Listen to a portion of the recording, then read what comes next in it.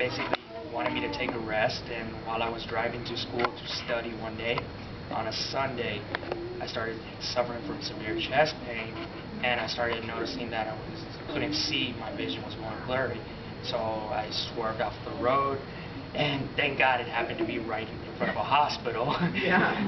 So I left my car on the sidewalk while I called for help, and I was immediately taken in, and they sat me down, and they couldn't figure out what was wrong with me because I wasn't in the right mind to tell them about my condition and my medical history, and this was a brand new hospital that I've never been to before.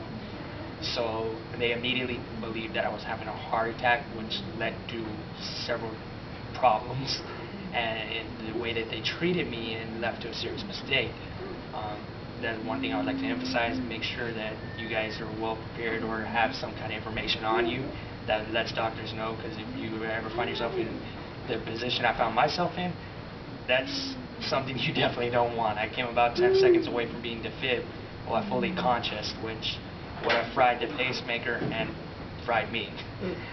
So that was a big deal for me, and I ended up spending about 5 days in the intensive care unit while they were trying to figure out exactly what was wrong with me.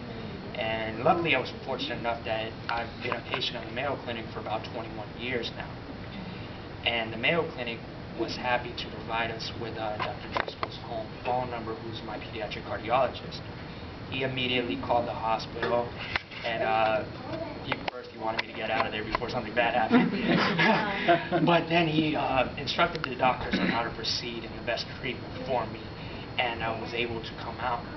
But as you guys can imagine, on April 13th, considering graduation, it was May 5th, I was very, very scared I wasn't going to graduate from college, which I've only had about 4 goals that I've actively pursued since I was about 5 years old, and one of them was to graduate from college, because I was told from day one I shouldn't be alive.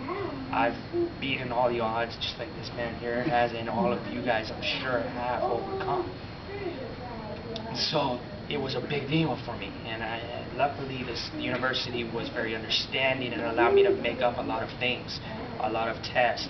My GPA took a little bit of a hit, but I was able to graduate on time.